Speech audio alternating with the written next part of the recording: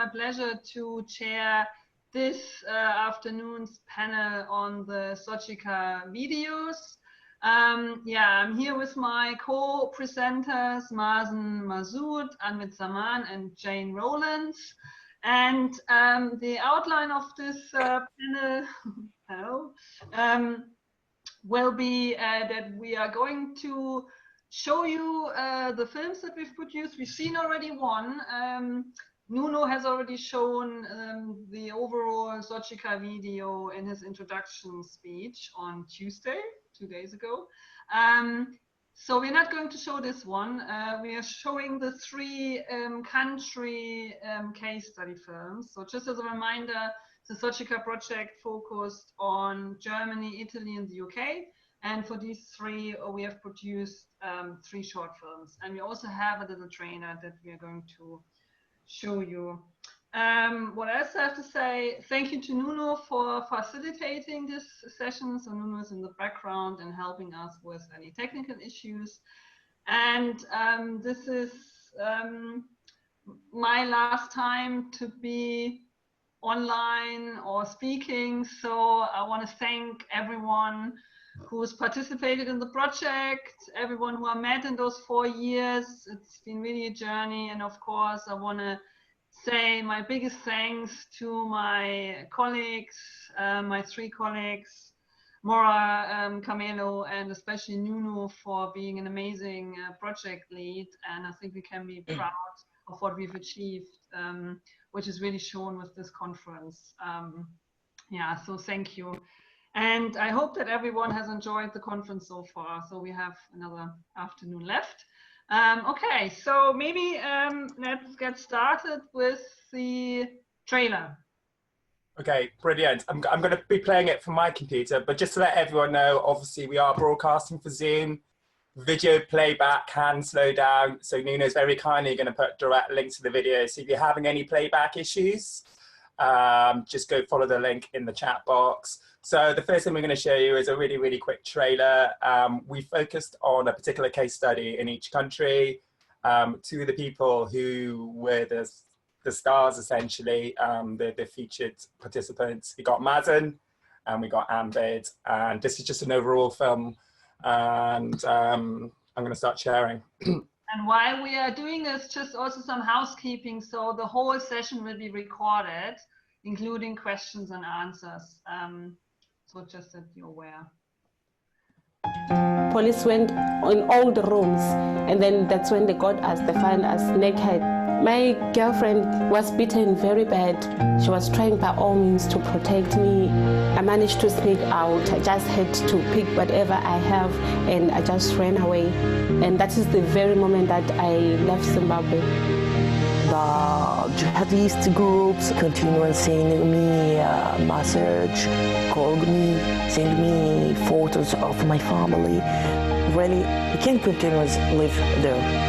I am very scared about my family, actually, not about myself. I was half an hour late making my way to the house of Sulhaj. I got this phone call from a friend of mine who is also a fellow activist. He was like, Anbid, where are you? It's on the news right now. Are you safe? I'm Anbid. I'm Mazen. I'm Angel. I am who I say I am.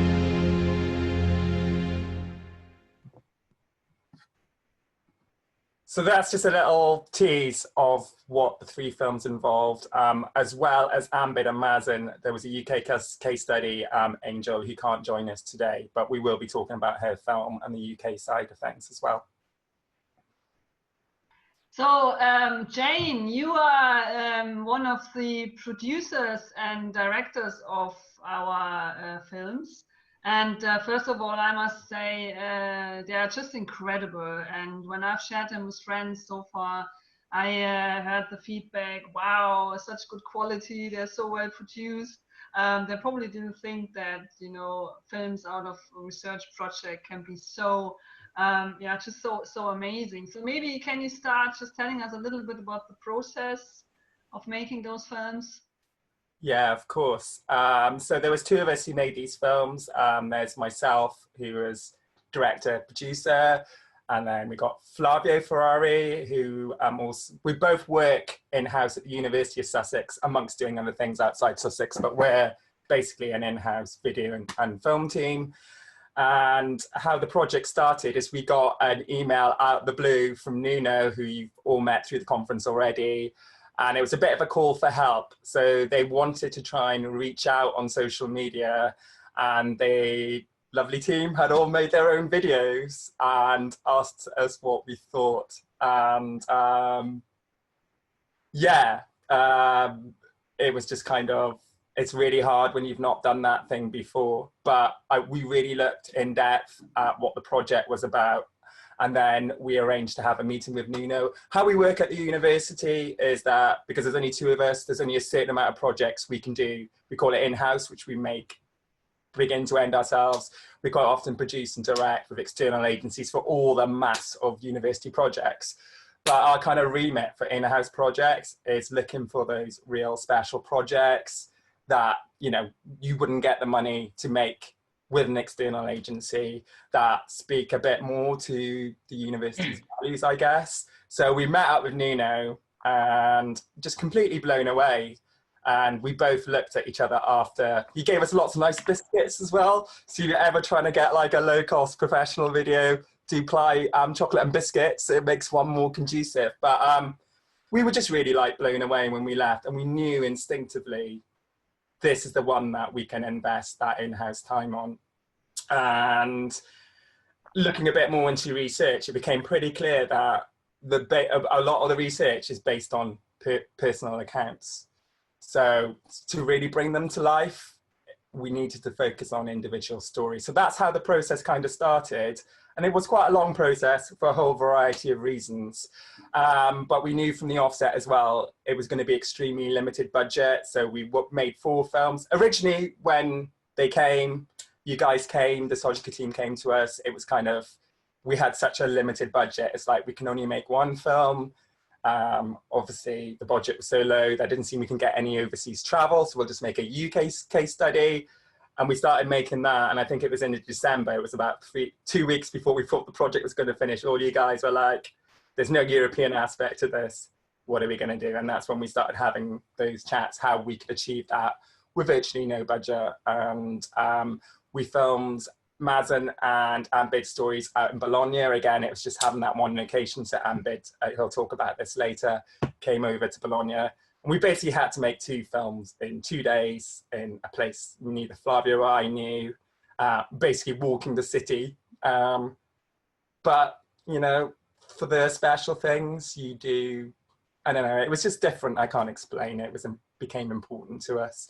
And we had to really sort of fight that case as well, just to be able to go out to Bologna and stuff like that. And yes, you know, like looking back, you always wish that you had a bit more money, like, there's no like full sound mix, there's no sound effects and stuff like that. But I think what we have achieved is really to bring those stories to life. And the other important thing was to bring the stories to life in context of your research findings. So the biggest part of the process wasn't we filmed all 4 films over 4 days, two UK cities, Bologna, but it was the editing, and we did interviews with the team members as well. And that was the hard work really. And one of the gaps we identified, because we had such a short period of time, is that we didn't have enough additional non-interview footage to sort of bring it together. Obviously, you're editing quite heavily. And that's when we kind of realized that as a research project for education, we could use newsreels and stuff under very, very strict criteria. We couldn't have done that without paying for it on a commercial film, but because it was a research educational film.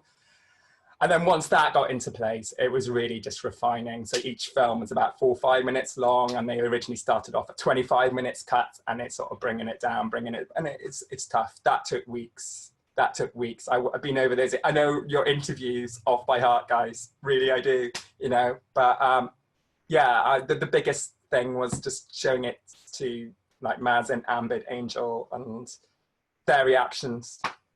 And of course, you guys were really pleased as well. So that's kind of like the background to why we became involved and why it became really important to us as well. And we did really feel like extended members of your teams were like the first cousins. We're like the first cousins from South Wales or whatever. I was just going to say that it really felt like we were like one team, how we all worked together, and it was so pleasurable as well to work with you both. I must say, really. So maybe for the viewers who haven't seen the films yet, maybe we show the first country case study film from the UK, so that our viewers get a bit of a sense, about the process. Yeah.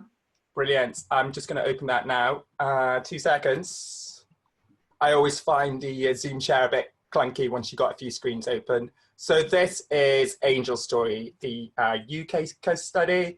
And again, Nuno's going to put the direct link in the chat box. So if you're having any problems with jittery playback, just go directly to the link and it'll play back super fast. Oh, hang on. It'd be useful if I shared, wouldn't it? Yes, everyone's nodding at me. Yes. Yes, be good to see it. Right, this is much better. 2014, we were in a party with some friends. It was a birthday party. During the night, there was a conflict. Other guys, they were fighting, don't know what transpired. Police went in all the rooms, and then that's when they got us. They found us naked. My girlfriend was beaten very bad. She was trying by all means to protect me. I managed to sneak out. I just had to pick whatever I have, and I just ran away. And that is the very moment that I left Zimbabwe.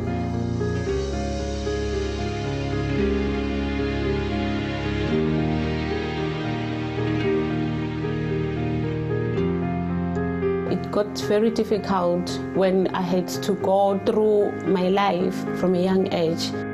When did you start to feel like a lesbian woman?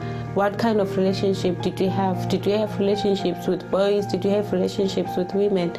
My first relationship with the girl, I was in high school, and it got into trouble with me, with my family. So the questions were like, why did you carry on with your feelings when you know that it can get you killed? I had an incident where I was raped, and I was supposed to go in details on how it happened. What did those people say when they were doing it? There are many places where she was saying I was crying, but still I had to answer. The most difficult thing was to prove my sexuality, because I didn't know how. I think there are unreasonable questions being asked of them, you know, that sense that you have to prove your sexual orientation. Well, how do you prove something like that when you've perhaps fled at a moment's notice in the middle of the night, running for your life? And there is also the fundamental problem, how can people be expected to prove their sexual orientation or gender identity when they've spent a lifetime living in hiding and fearing persecution? We appealed. It took me about a year to get the date to go to court. Home Office was saying she only had one proper relationship with a girl. It can be adolescent stage, confusion. It doesn't say anything about her sexuality. When the results came, the judge said, okay, I believe that you are lesbian, but in Zimbabwe you can go and live in another city if you had problems.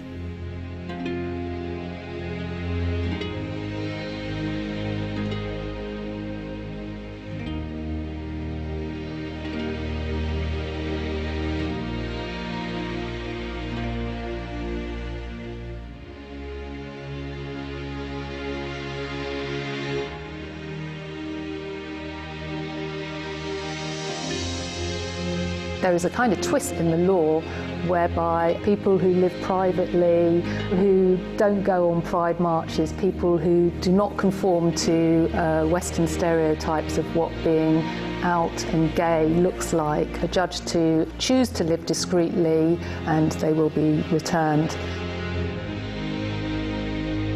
When I went home after court, to them it's okay. I could not sleep again. I don't understand how it works. Once you get kicked out of the system, your accommodation is taken away from you. You have to end up in the street. You now have to offer your services for free. So whatever that I'm going through right now, if it's abuse or whatever, I take it because I need a place to stay.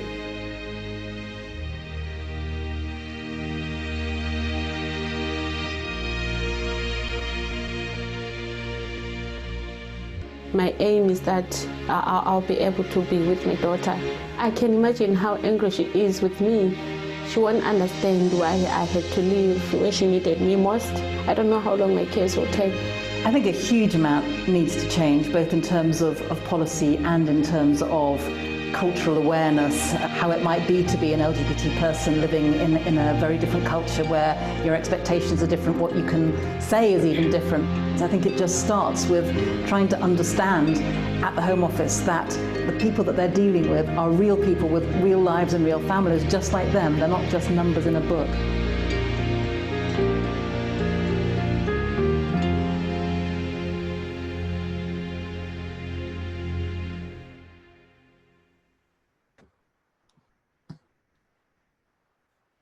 It's always hard to be first to say something after showing that, because we've shown it quite a few times and there's always silence at the end. No one wants, like, do I clap or... And it's so hard. I mean, I've seen these films so many times now and they still really affect me when I watch them. And I think that really also speaks to what you've done with all the footage that you've gained. I mean, it must have been like hours and hours and hours of footage and to bring it together. But I was also just thinking kind of like how it must have affected you to, it's so intimate in a way, isn't it? If somebody tells you their story. And for us researchers, obviously we're doing the interviews, so that's the kind of process. And then you transcribe the interviews and you work with them. But for you as a filmmaker, I can imagine that it must have been really hard as well to be so close to the people you filmed over hours, and then to work with the material and listen to it over and over again, because you have to edit and to have to cut it down to not even 5 minutes. So yeah, how was it for you? It must have been quite hard. Well, in terms of the actual time filming, with Angel, it really was like a run and gun mission, because we had the interview with her and she got like lost because we got her a taxi. The taxi got lost. So when she came, we had 50 minutes to do the interview. Again, we got no budget, so that's my hotel room. So you got to use what you've got. And then when she came down, she thought it was just the interview, even though we kind of explained what was going on. She goes, "Oh, I'm going to go now." And I go, "We have other stuff to film." And basically all the stuff you see around Manchester, that was all shot in less than 2 hours. So yeah, it was pretty hardcore. But in terms of the interview, well, it still stays with me now, but it did really, obviously there's so much that we couldn't include in her story, because she did basically give me her life story and we had to really select the bits that fit in with the research. But I knew there that this isn't about content. This was someone who's been through some things I can't imagine, who was very, very highly traumatized. And there was respect there. About the same time, actually, I was doing, there's a very well-known documentarian called Ken Burns. So I just done his masterclass actually before I did this project, and he does a lot of stuff around the American Civil War, the Vietnam War, World War II, and he sort of talks about one of the interviews that he did with a World War II veteran who lied about his age and was at Normandy when he was 16, but he's now a very respected American war academic. And when he was doing the interview, the interview was like really, really dead and stilted, because this guy was talking as, you know, an 89-year-old, well-respected, awarded academic, but he came to the realization that he needed to speak to the 16-year-old boy who'd come from Utah, America, rural America, and got thrown into hell, basically. And then there's just a bit on that when he goes, you know, and we got gold, and then before the camera goes off, he goes, "Actually, scrap that. That guy gave me his life," and he got very emotional about that. So that was always on my mind. So it was a bit of serendipity, the timing I saw that. It's just that respect that, yeah, you know, it might be very powerful content, but you have to have the respect to realize that that person is giving you a bit of their life. And if you're not in that mindset, you shouldn't be doing it. So I think that's exactly the approach that we also have when we do the research. You know, that it's not really about us. We have to, you know, we're doing this, you know, for that person. But I also kind of like watching that film again. Yeah, I just say think it's you did a really great job in bringing that personal story together with our research and providing the context. So yeah, and I was just wondering about Anbit and Mazen. I mean, we're going to see your films in a minute. Anbit is featuring in the German film and Mazen in the Italian. And you both have met in Bologna when you did the filming. And Yes. I bet you had a great time. I wasn't there, unfortunately. I heard that you had a really good time. But how do you feel about seeing Angel's film, or when you first saw it? Did it resonate with your experiences, or yeah, what did you think? I think it's the film of Angel. It's very hard. It's very painful. I think, like many stories of a refugee person, especially in her case, it's more difficult than me, for example, because the system of refugee of asylum here in Italy, it's different than in UK. But I think she's a very strong girl. She's very strong. I think she's continues to fighting after all this delusion, you know, from the court and from the law. I think she showed everybody, the refugee people, especially LGBT people, they can continue their life in Europe, because you know, when you arrive here in Europe, it's not finished your old suffering or painful, because you should be continuous to fight against I mean, the difficult and complicated laws. You should be closer to another person. You have really interesting story. You can rebuilding your life. So every time this is I think the third or fourth time I show this videos of this film. So it's really very strong, very emotional. Yeah. And for me, I think, yeah, I agree with you as well, that it's very, it's a painful story. And we all have painful stories and traumas to talk about, but often we don't have the strength to talk about it, even with our close one, our friends or family or our partners. And the beauty of making someone feel comfortable to tell their story only comes with trust. And that's what I think that I appreciate with the filming team that I experienced, Jane, Flavio, you guys did amazing, in making me feel comfortable and making me feel that I was allowed to open up. And I think I remember in my video, I don't know how long it took for Angel, but for me, it was a lot of shooting, and we did a lot of talks, and you allowed me time, coffee, water, and also in times of when I was crying, because it's hard, you were there to, you know, allow me to express myself. And that's something I see in this video as well, reflecting that there is a comfort that you are able to tell your story, which also gives strength to many others to talk about their stories, even in courtrooms or to consultants and people around. And yeah, I mean, it's a very powerful video. And it's not, the video doesn't, what I really like about as well the films, and like especially this one as well, that it's not making or showing an Angel as a victim, but a survivor. And no way of it. And that's really important. A lot of cases I feel that media or journalists, somehow they do whatever they want and then they take it and make a victim. And I think it's important that we get out of that narrative and give more power and empower people who are strong enough to tell their story and they continue with their journey. Yeah, it's very, very important. And yeah, I know me and Anbit, we've had some uncomfortable experiences with journalists. So yeah, so I know where you're coming from.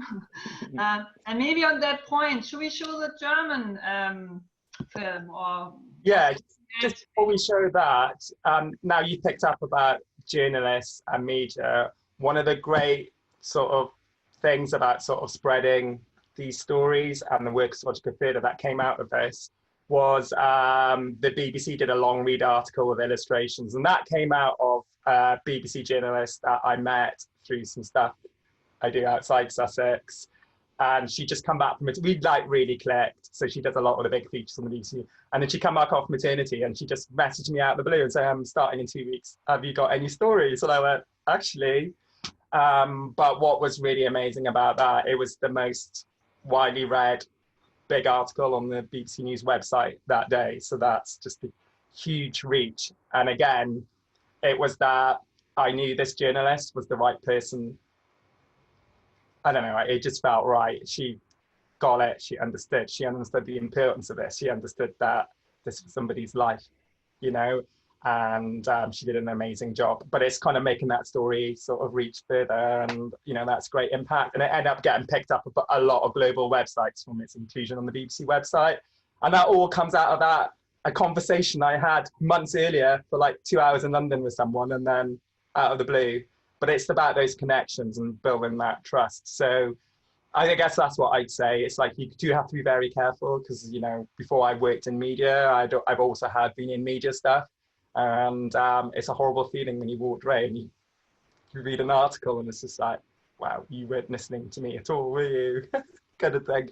So it's kind of, yeah, I think that's collaboration. So it's further collaboration outside the films and the project, I guess. And that was brilliant. Yeah. And it's important to say, actually, we've also had some really good experiences with journalists. So, and I think Nuno has just put the link from the BBC article in the chat box. And we've actually had one article published today in The Guardian that talks about our research, and it's a very, very important article as well. And I know after the German film came out and also the Italian, there were also some articles published in different media outlets. So yeah, Nuno just put the Guardian article down there as well. Yeah, so let's have a look at the German short film. Okay, are you ready? Let's go in. And again, if you're having trouble, link will be in the box in a moment.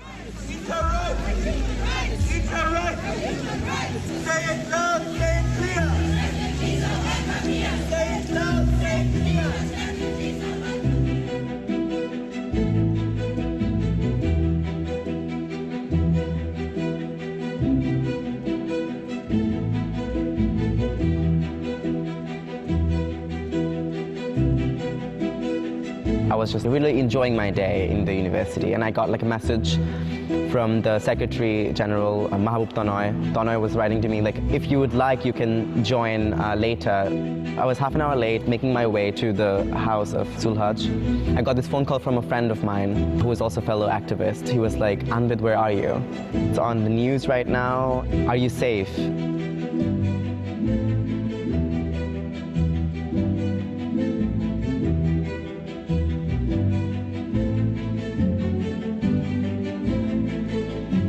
Sulhaj was not just like a colleague or a friend, he was also a mentor for me. Everything changed. Over a few seconds, I was on the phone.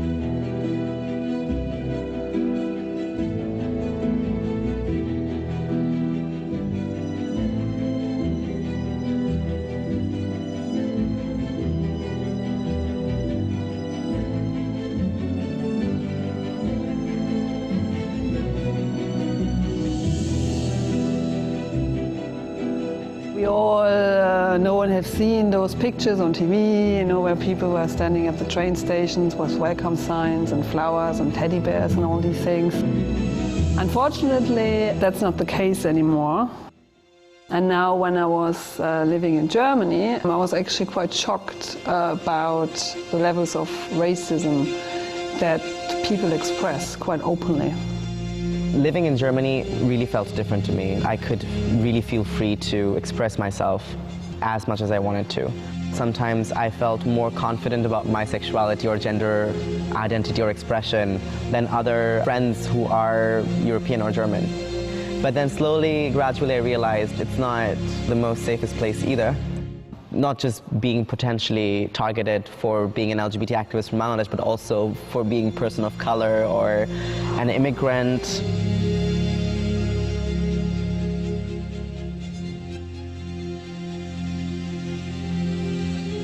There was a few months where every time I switched the TV on, it was about the refugee crisis. And I think that's created quite a bit of hostility, but also quite a bit of fear that too many people coming in, and what does that mean for German culture and so on, and just kind of like the labeling of being a refugee.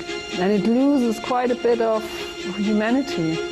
I've interviewed quite a few people who had pretty good lives in their country of origins. I've actually interviewed someone who was a member of the royal family, and then they come to Germany, and then they're like nothing. Yeah? So they lost completely their social standing. They don't have their friends anymore. They don't have their family. Yeah? Their family might have disowned them. Then they're in this new country. They don't speak the language, yeah? And they're treated like a refugee. They're not allowed to go to German class. Yeah? They're not allowed to go to school. You know, they have to wait for their decision before they can get on with their lives. And all that time, they could actually do something really amazing and contribute to society.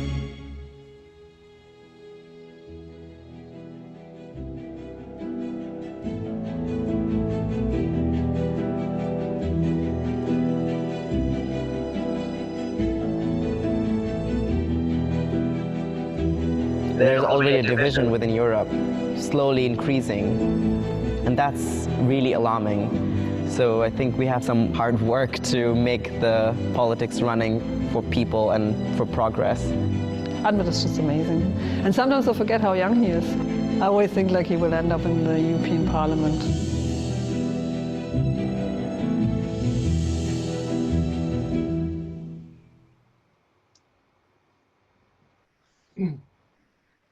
So I think we should go over to Nina and Anbet and just hear some of your thoughts. I mean, obviously you've seen it a few times.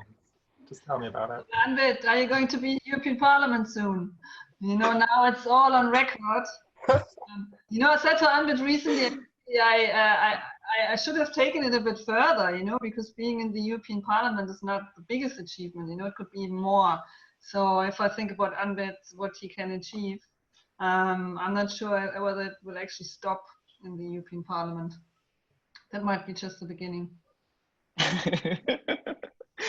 I mean, yeah, thank you very much for this. I mean, every time I watch this video and or make people watch this video gives me so much joy and power. I feel inspired by my own self. It's like when you see your story told in such a manner.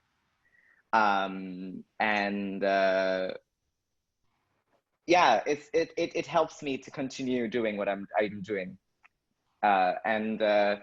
That's a reminder to myself that, yeah, I have done a lot and I can do more. And that's thanks to the filmmaking and also SOGICA team. That like I was not just a research subject, but also a person. And also my stories can impact other people's life and can also portray an LGBTI asylum seeker being a strong person. I actually got a lot of feedback from the video. It actually got a lot of views and a lot of messages from people, not just here in Cologne or Germany, but also back from Bangladesh. Surprisingly, Bangladesh Prime Minister's office was also made aware of this.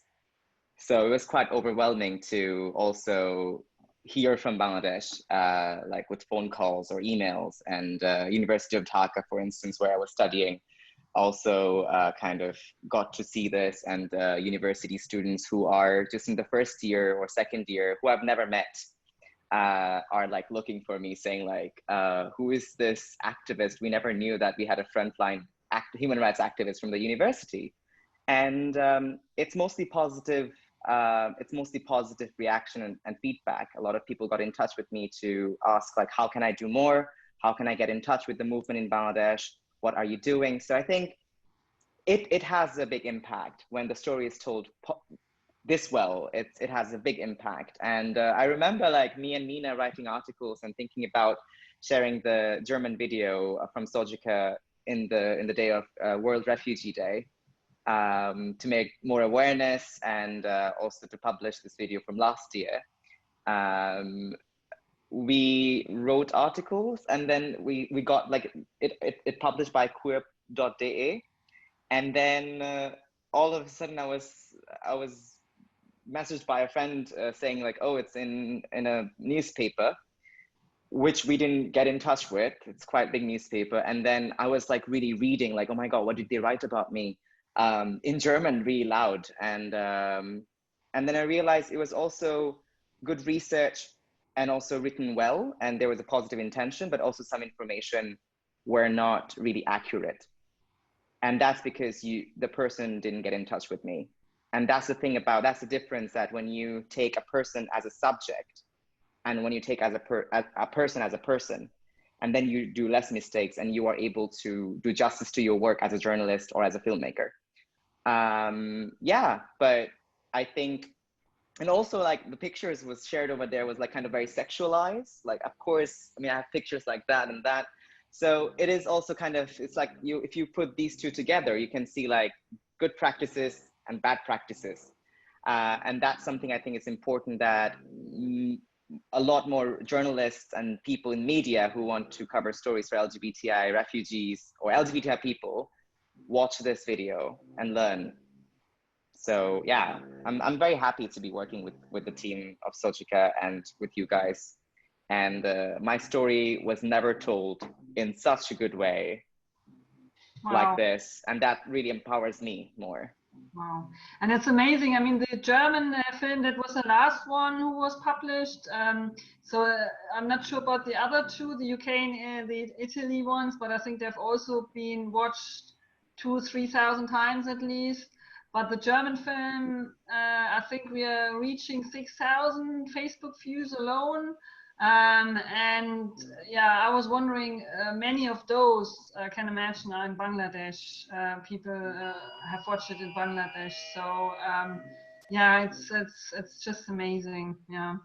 But just touch on one thing, well, some things that Ambit said, really. It's just kind of, I was so blown away by you, Ambit, you know, and it was kind of, it was really interesting meeting you, because obviously I'd read all the news articles on you, but it's always a different experience when you kind of like meet someone. And one of the things that I found really positive as well, because I was just so overwhelmed about, you know, all the amazing stuff you were doing, and then when we sort of socialized and went for the meal, I could see you were still like, you know, a 21-year-old or whatever, because thinking on your story, and that's kind of why when we sort of described you at the beginning and how we told that story, obviously that did have to be the intro, but you know, I went through so many iterations in my head how to pay respect to that and not make it some kind of big over dramatic thing, because the story itself is dramatic.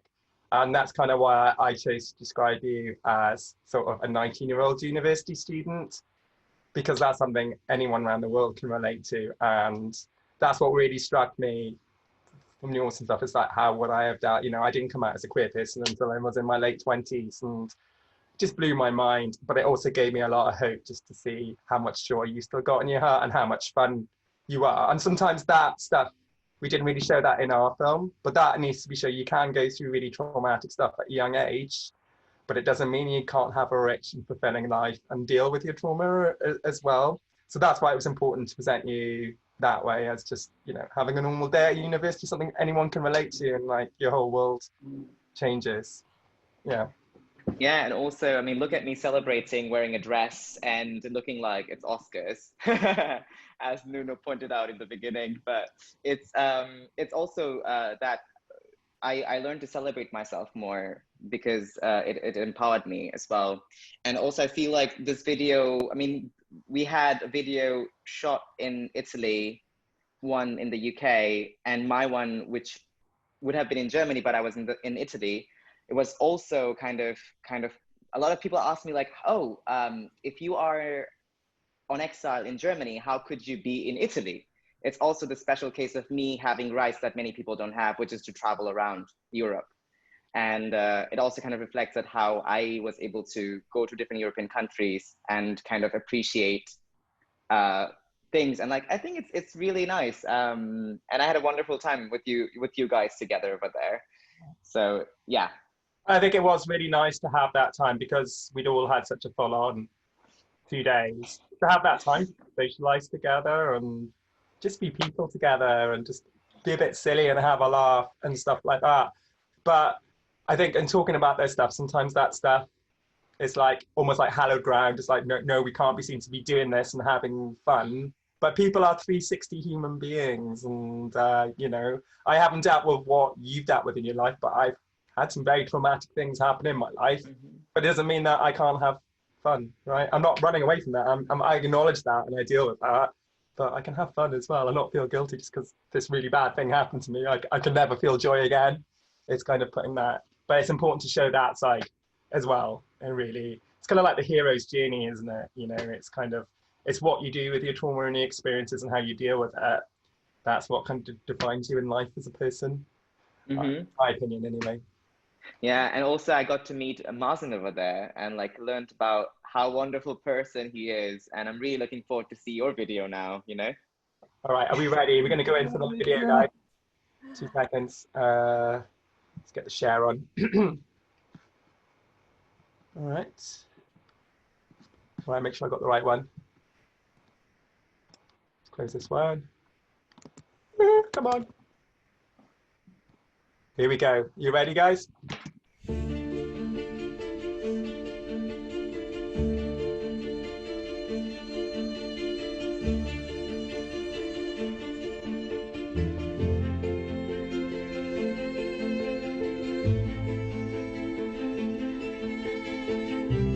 The jihadist groups continue sending me messages, emails, called me, send me photos of my family.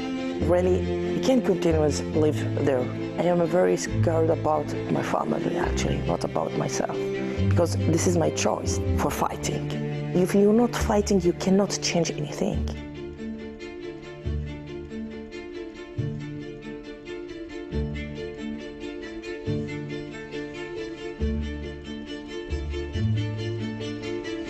People fleeing because of a situation of war, of a situation of conflict or serious violation of human rights. First thing that people do is try to cross the border and to find safety to another place. That place could be intolerant, maybe that state criminalize diverse sexual orientation and gender identity. LGBTI refugees are not safe in that country too. Every time when I am going outside with my girlfriend or some friends, Egyptian police stopping me, take my document, go with them for investigation in the police station. I've lived many difficult moments.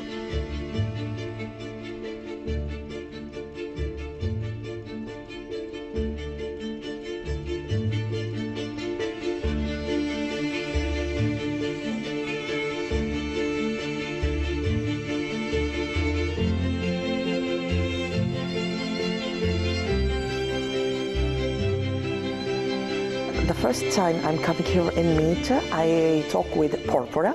This is president of MIT in that time. She's not speaking English, but she's, yeah, benvenuta, welcome. Don't be worried about anything. They are helping me for documents, for doctors, for all my course of translation. MIT helped me a lot.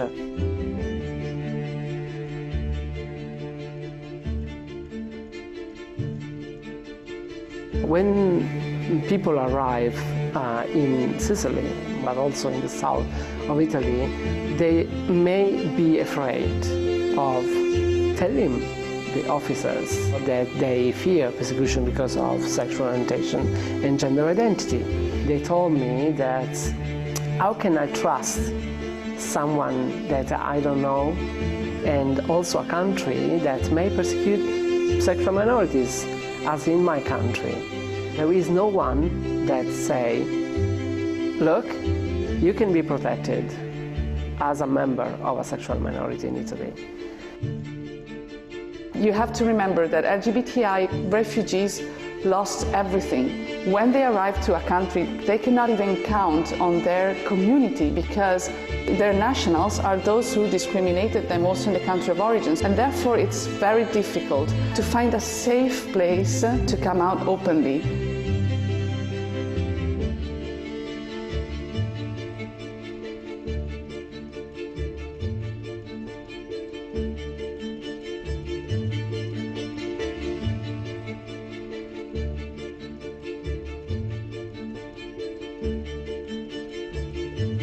I'm very happy for my life here, but I am lived my life, my family. I have lived many things. Nobody wake up in the morning and take this decision. Okay, now I'm taking my bag, I will go to Europe. Nobody. When I think about the situation, when I am listening something about my country, I'm feeling bad. I'm feeling I'm very selfish, but I'm not another choice in that moment.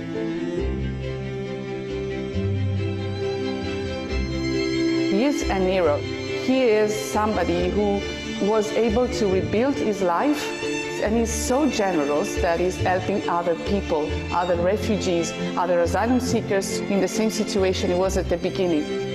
With his example, he pushes me to be a better person every day.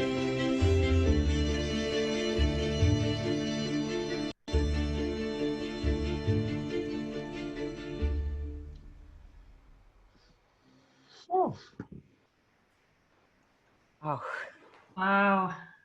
Yay. Another very Malcolm. You are a hero. Can I just say, before we get into serious chat, if you ever go to Bologna and go up that tower, it is a lot harder than it looks from the outside. Yeah. We were all so knackered. And lucky the security guard was really, really kind with us at the top. He was really nice, wasn't he? He gave me that helping hand. I was looking at it thinking, oh, that's going to be a great symbolic shot for the film. But we were very tired when we got to the top. So I just want to say well done to Mazen for sticking it out with us all the way up.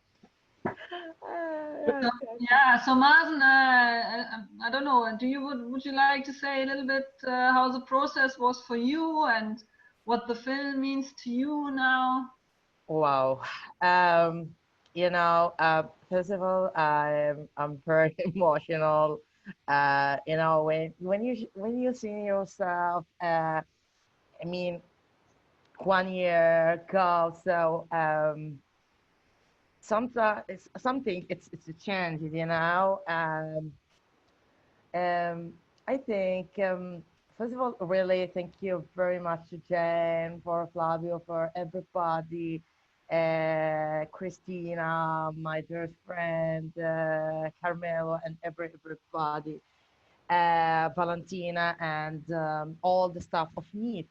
Absolutely, thank you, everybody, my friends, my family here in Italy, my best family in Italy, my friends, my partner in the activism.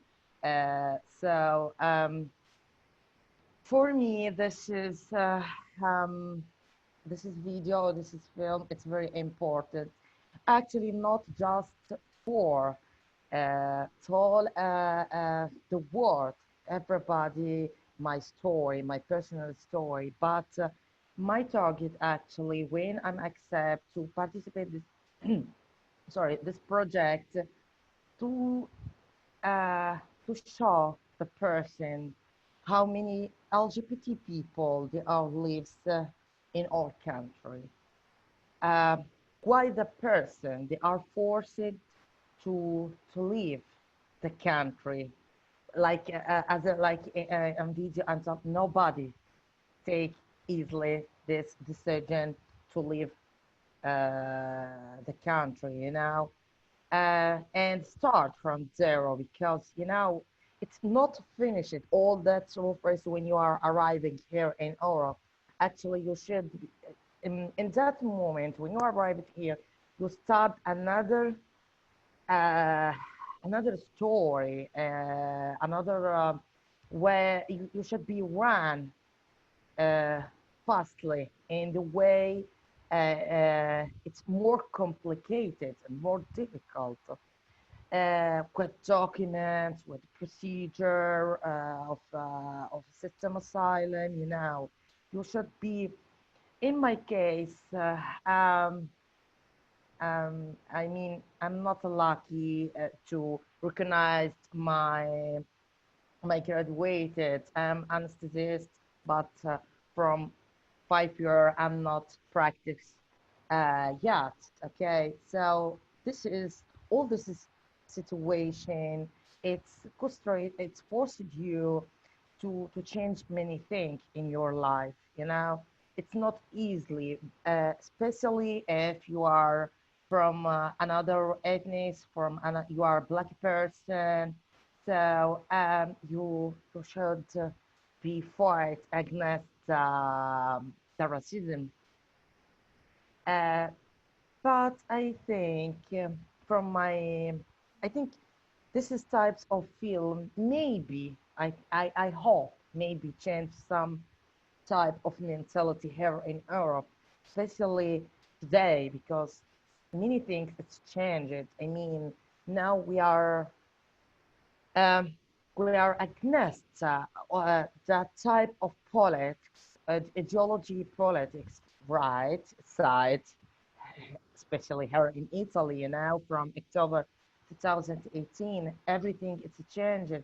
The asylum system, many persons have had it difficult here to asking the asylum. All the procedure it's changed, you know. So especially for LGBT people. So I think this kind of films maybe change it really something, especially the mentality of people, of European people. And for next vote, maybe they'll change something, okay? And I think this type of video, this last thing I want to told, it's showed the oil capacity and maybe change that point of view when the European people in street, I mean, when they are show also LGBT, I mean LGBT people or refugee in general from Africa, from Asia, from another side of the world. I think okay, they are. This is okay. Stupid people. They are not educated. They are not. They are analphabets. So they are vulnerable. You know. So maybe this kind of videos of films it changes that point of view in front of refugee people. Thank you, Mazen. Thank you. I mean, I think you've just raised some really, really important points. And, yeah, I think we probably would have to make another research to find out what the effect is of people watching those films, whether, you know, how the audience responds. And hopefully you're right, you know. I mean, this is about raising awareness. I think this is the main aim why we did these films. And also hopefully, as you said, kind of challenging some of these stereotypes that we've also tried in our project to challenge. You know, as you said, kind of like people coming and they're poor and uneducated and I don't know how to live a civilized life, which is of course absolutely not the case. The group of refugees consists of many differences, and you know, I mean, I've met so many amazing people doing this project, and also before, because I was doing work before with LGBTQI refugees, and yeah, we're all different. Everyone is different, yeah, and every group is different, and that's also why we made this really strong in our project as well, to always look on the at the intersectional experiences of people. Just kind of like one thing on that, you know, it's just kind of, I always remember before I got involved in this project and found out more about sort of refuge and asylum, you know, when the Mediterranean crisis was happening here, and there were all the pictures on all the tabloids here, and, you know, like the journalists on the front page pointing out that some of them have got iPhones, and it's like, well, she was a surgeon back in Syria, So she actually had a really, really good life. That's why she could afford a telephone. What would you do if you had to flee in 12 hours? One of the first things you would take is your method of communication with the world.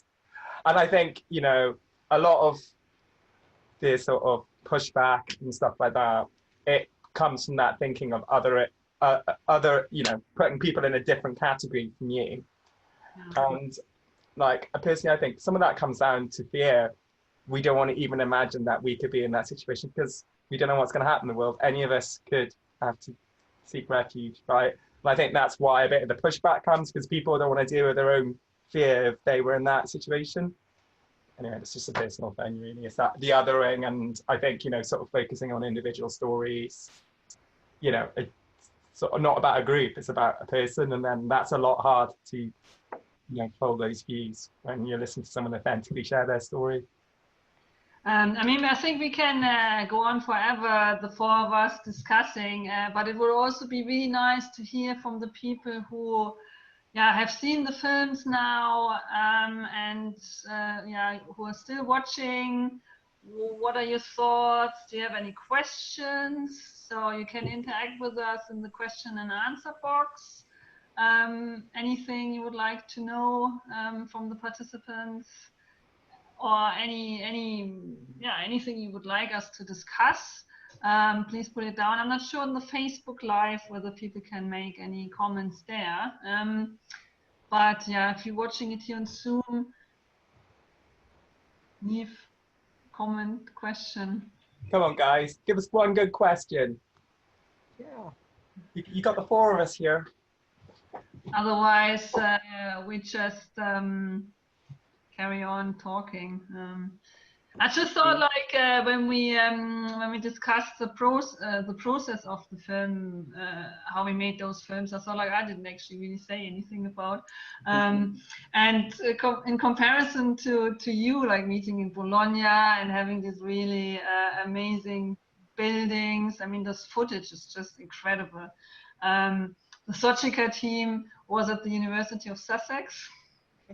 In our building where our offices were, so not as spectacular. And yeah, I remember it was actually when we did the main filming, it was a very winter day. Was it January? So I think at the end of winter, when you're like really pale and you don't really want to be filmed, but yeah, so we didn't have any as such kind of like glamorous conditions. But it was still fun, and you also made us very comfortable. I've got a question from Nuno. How Angel asked to be anonymous. So just to touch on that, one of the things you'll notice from Angel's film, obviously, she's the only person whose face is hidden. And this actually came quite last minute. It was like, I think it was a day or 2 days before we were going to Manchester in the UK to film her. Her solicitor advised her not to be visible on camera because it could prejudice her case. So the whole idea of the masquerade ball, that was just a last minute idea for me. I sort of ran to the shop like the evening before I went. But I think it worked really, really well. And like, I don't know, it's quite a subtle thing, but you know, the bit where she's in the alley and she's starting to remove her mask. But even when she removes her mask, you still don't see her face. But that's kind of the idea that you sometimes, when you become part of the asylum system, you have to go into hiding again, effectively. That could be you're in an accommodation centre. That could be you're dealing with prejudice from the people involved in your case, or a misunderstanding, you know, what it's like, what does it mean to be a lesbian woman in a country where it's illegal. You're not going to have that sexual and social history because it's illegal, right? But it's kind of, yeah, I thought there are layers of trying to have to hide yourself. Just to give you an update on Angel's story, her second case that went through on the basis of the sexual abuse, her case, she has like won her case now, and she's got a right to remain in the UK. So that's quite shortly after the BBC thing. So that's amazing. Because I just wanted to add to that, obviously, while we were filming her, she had a very big threat of being deported. So then obviously what would have happened if she was shown in the film and then she was going to be deported back? because then obviously she would have been very clearly out. So that's obviously also like a really big risk. It would have been a really, really big risk for her as well. Yeah, I mean, obviously a lot wasn't included in her film, but when she did, you know, I'm going to be very careful how I word this because I want to be respectful to someone's privacy, but you know, being kicked out of the system, not being able to have accommodation anymore. And when she broke down, she was saying, you know, maybe I should just go home. At least I had a bed to sleep in. And that's what kind of like stayed with me the hardest. Like she's gone through all that. She's had to, like, even when she first, again, this isn't in the film because of time, but, you know, she had to go through 3 separate countries to actually find refuge. She came across a lot in a lorry. And to go through all that and try and put faith in a system that doesn't support you like it's supposed to do, and you just think, why did I even bother? I should just go home. That was heartbreaking for me, to go through all that and be so broken down that you think that's. So I'm glad that didn't happen. So I'm getting quite emotional about it, but it was, yeah, that's what really did stay with me. I just, yeah. Yeah, I received a message. It's a feedback comment. I would like to read it out. It's from Menja Shashla. I'm not sure if I'm pronouncing it correctly. I am in your panel while waiting for my delayed flight to Zurich. And I love in capital this panel, probably the best in the whole conference. Yay, we did it. Amazing. I'm so humble and blessed to have such beautiful souls in my life. Thank you. Oh, it's very sweet. Thank you for watching us from the airport. Hello, have a safe flight. Yeah. Don't forget to wear your mask. And I think, you know, it's quite interesting that we are doing it in, you know, the whole world has changed, isn't it? And it's just kind of, you know, hearing people sort of, you know, because I've been locked down on my own. I did find it hard after 5 weeks without physically seeing or touching another human soul. Yeah, it was hard. But I hope people are going to have more empathy as a result of this on that level. Is that, you know, sometimes your autonomy and your choices in life are taken away from you through no choice of your own.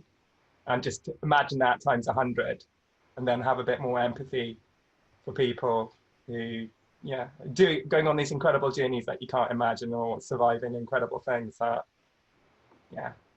So Menja a more empathetic world rather than less empathetic as a result of this, I guess.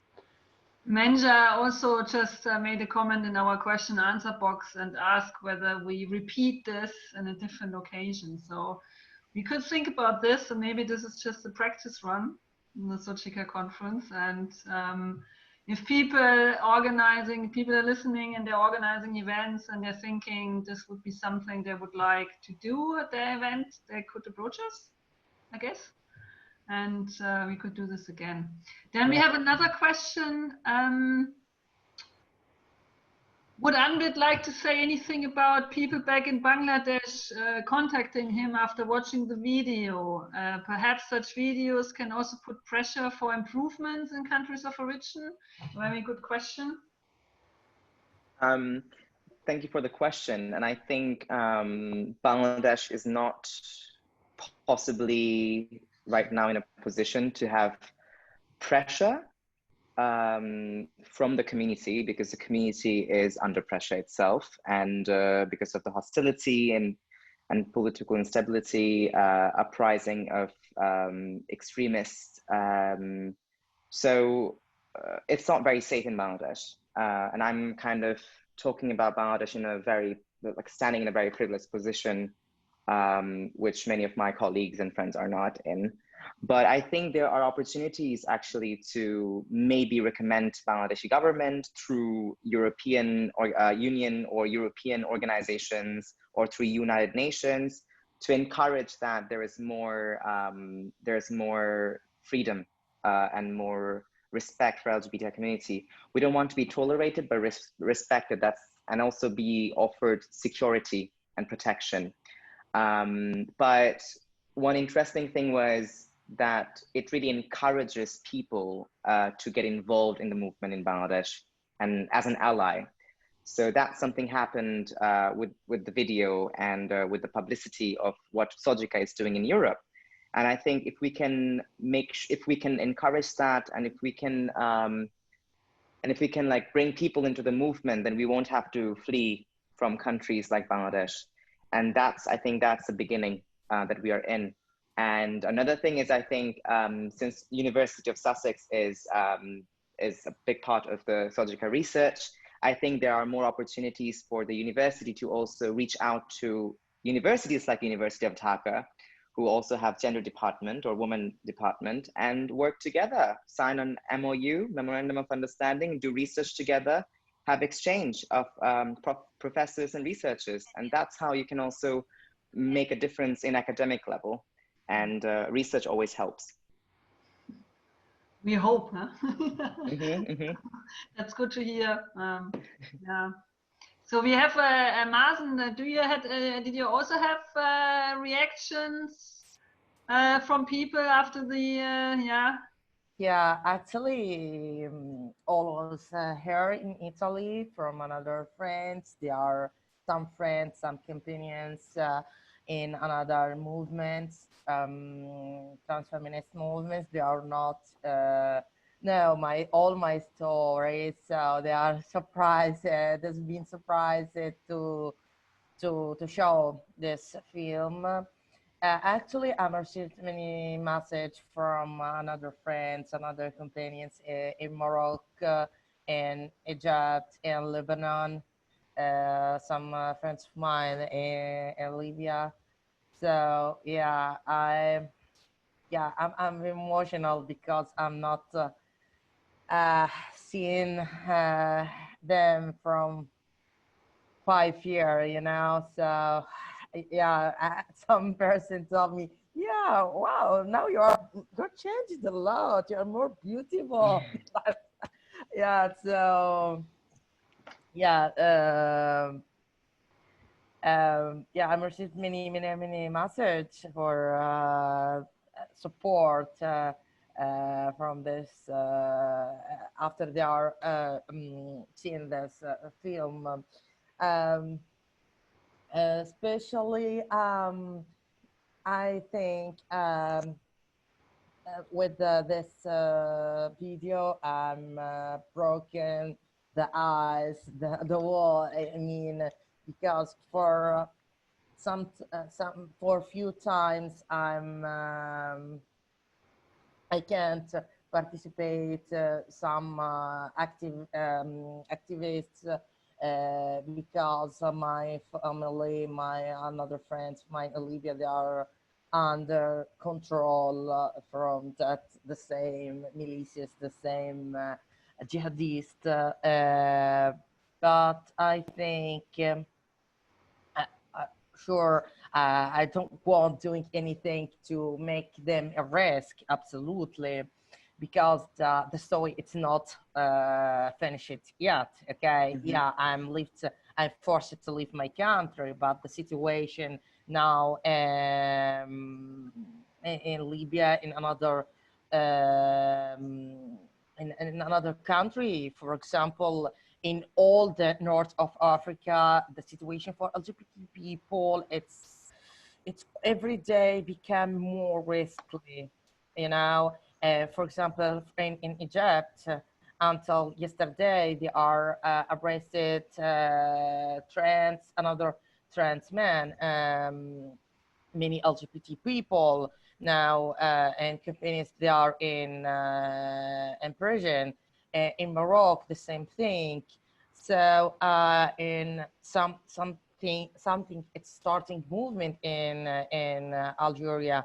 So I think to this kind of project or a voice, I invited all the person, they are focused on the situation, they make comparison on the governments in that country, because especially in Egypt, because we cannot forget our companions there. We are lost many companions like Sarah, like our another friends, activist. He's studied here in Bologna, but when he's returned in Egypt, he's arrested. Patrick.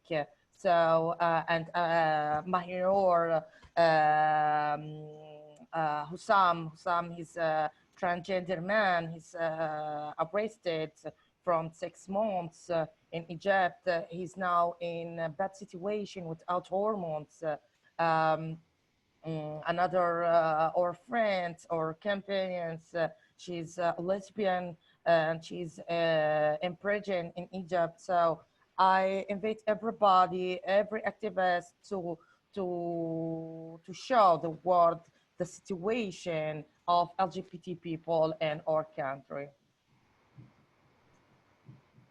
Yeah, and I think one thing that you also mentioned about the breaking the ice and getting people's reaction, I kind of feel sad, or not sad. I think it's unjust that I mean, I remember that when I watched the video of SOGICA, Nuno said something about that protection cannot be, it is not a privilege, it is your right.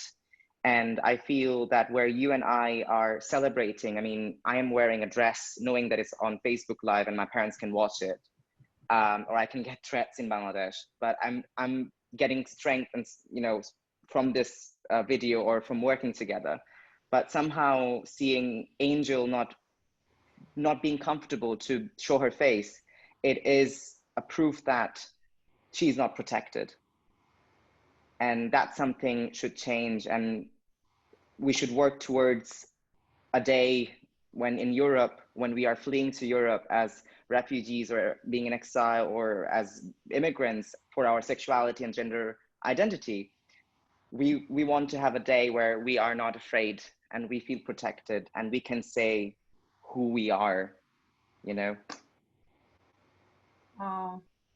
I think like another thing, you know, that Nuno talks very passionately about in your teen film, just understanding, you know, that Europe is changing for a whole variety of reasons. The world is changing, but, you know, out of the sort of smoke of all this change, what is it as connected people around the world? What defines our values? What defines our values as human beings?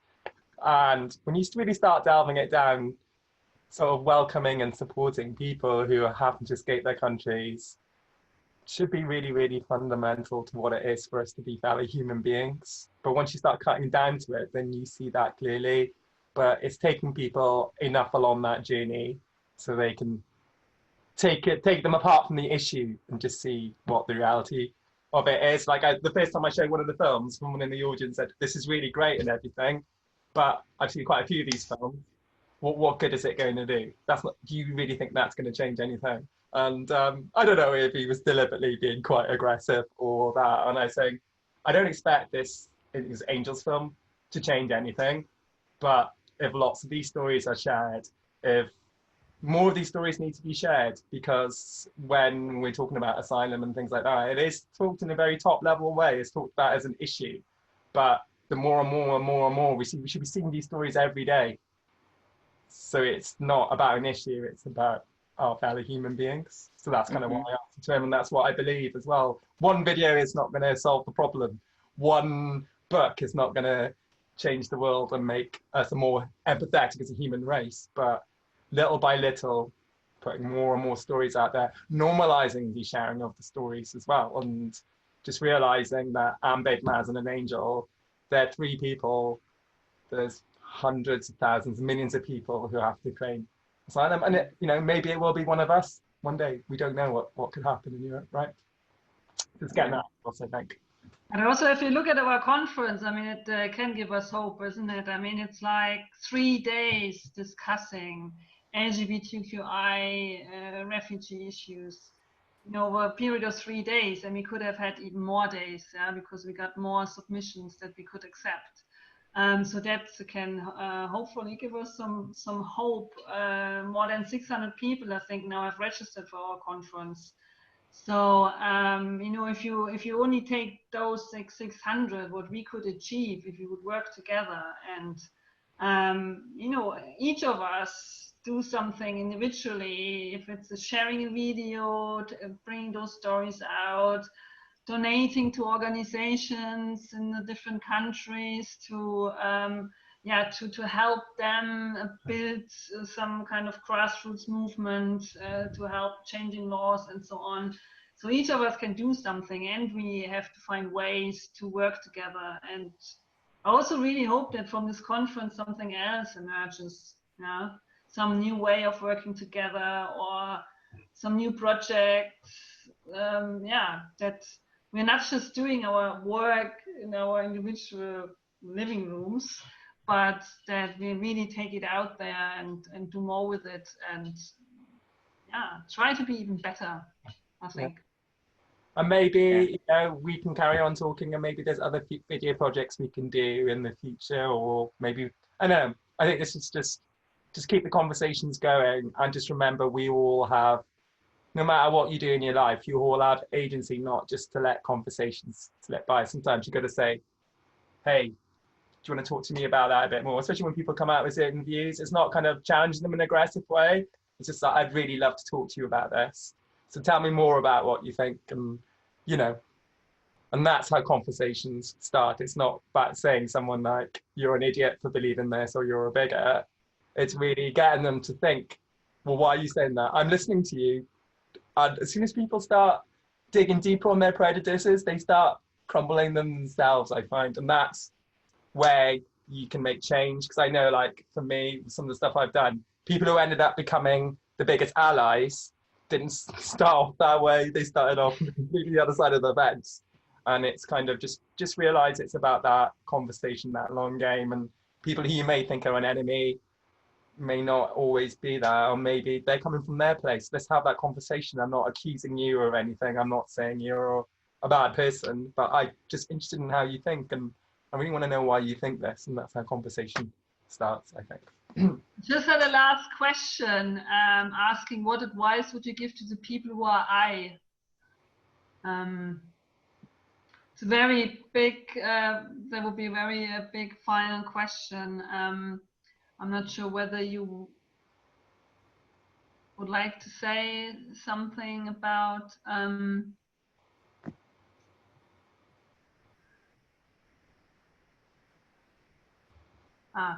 okay, no, the question was actually amended to what advice would you give to people who are watching this and are not out yet? Wow, that's a good question. So maybe Mazen and Anmit, do you have any, because I was just actually going to say we unfortunately have to wrap up the session, so we're already a little bit over time, and we want to give people some time, have a break before they go into the next panel. But I think that could be a kind of like a final question. What would you say to people watching? And they might be watching somewhere in this world, and they might have difficult experiences. They might not be out where they're living. Anything you might want to say to people as a final? If you're watching this and you are not out yet, you don't have to be out yet.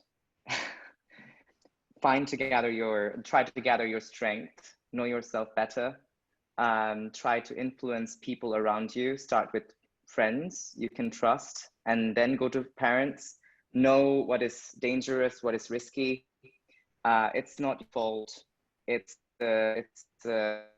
politics, it's the religion, it's some bad people who are behind it for years and years.